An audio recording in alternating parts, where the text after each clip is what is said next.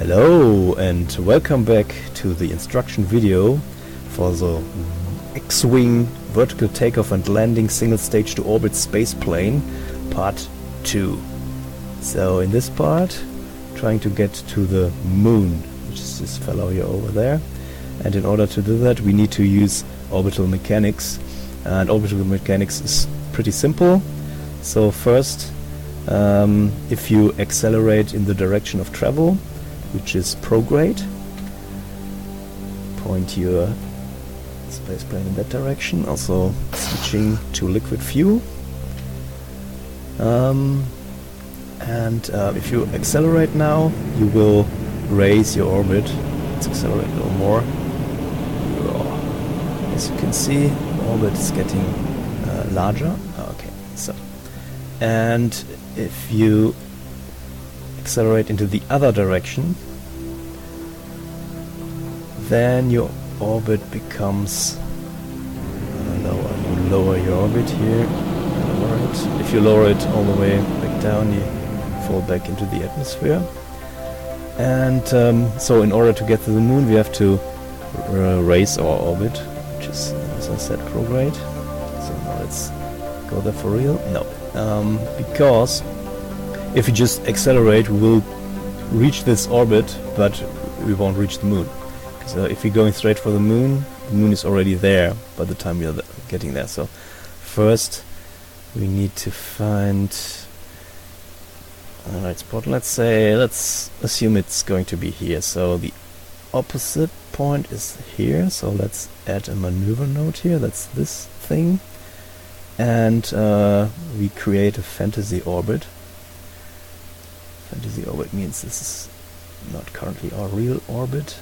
Let's make this our target, set as target, and go back to the maneuver and raise it more. Okay, something happened there, as you can see. So at this point we will become part of the moon system. However, this is not yet our real orbit. So in order to make it real, we warp to this maneuver node and set this little button here to maneuver, which incidentally is the same as accelerating prograde and accelerating. So this is now the real orbit.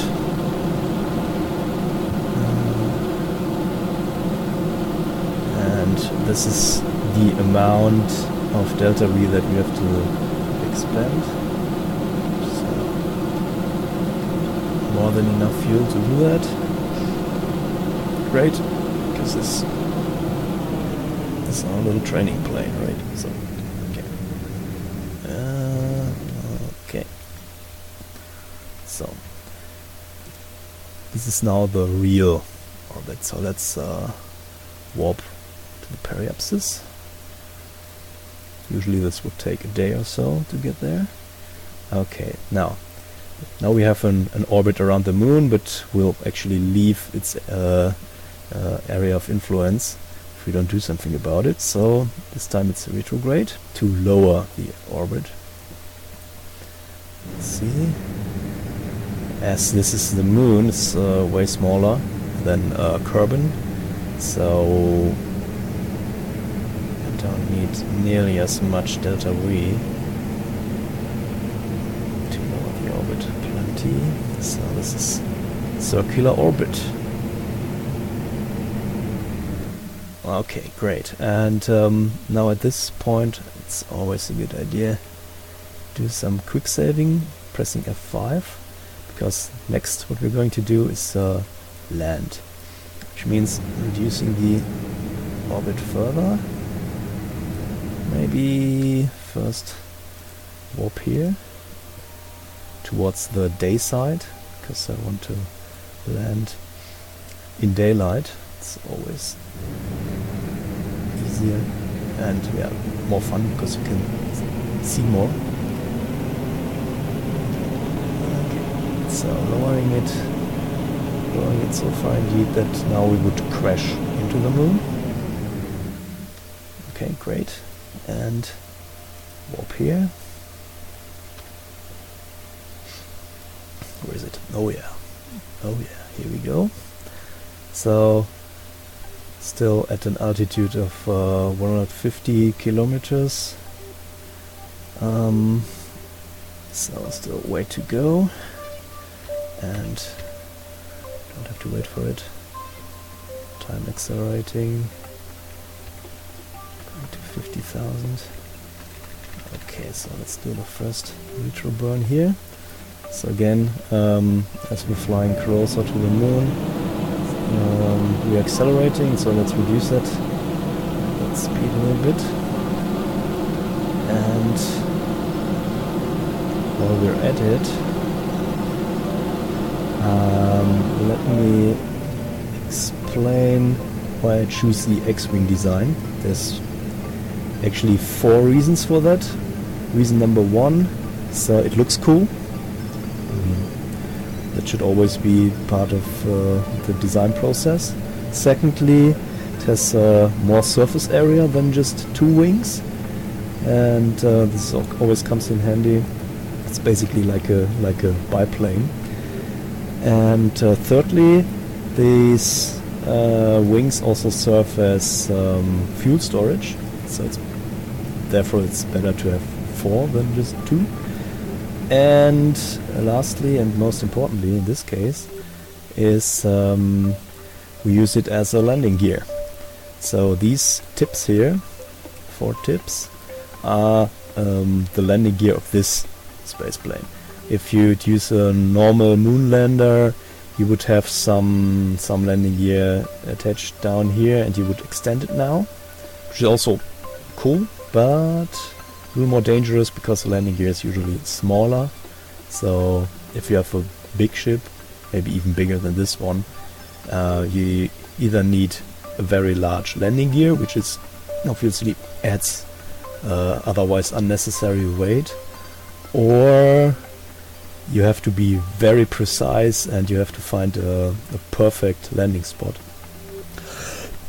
But with this thing, essentially the wingtips are so far away from the center of gravity that you can practically land anywhere you want. Let's find out where it will take us this time. Down to 10 kilometers, and always do quick save and accelerate.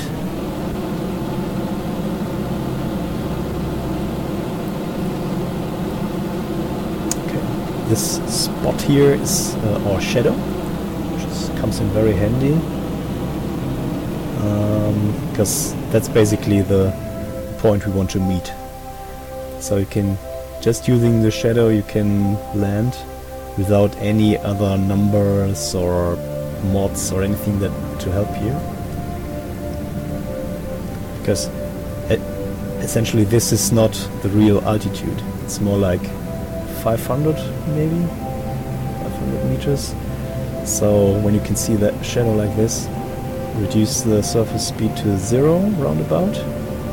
Okay, roundabout, and point radial out, so the plane is now pointing straight up, no matter what you do. There's no atmosphere here, so there's nothing else that will change your trajectory. Okay, shadow vanishes, but will re-emerge. So let's point it for a good landing, hopefully. So this should do the trick. 5 meters per second is something we should aim for here. That's okay, that's fine. And touchdown. Okay, so let's transfer to the engine room. Wait. This time let's extend the ladder before we EVA. And EVA. Okay, this looks more elegant. Okay, let's go down here. Space, let go. Oh, oops. La la la la la, it's okay. Walking on the moon. Alright. Let's plant the flag. Okay. So, the moon. Dum-de-dum-de-dum. Yep. More like this. Okay. Cool. Let's get back into the plane. This is essentially what we came for. Plant our flag. It's important. Always plant flags. And press B. Oops. Press B to board and get transfer crew. Transfer up here. So ready to start again. However, before we continue with part 3, I would first like to refuel.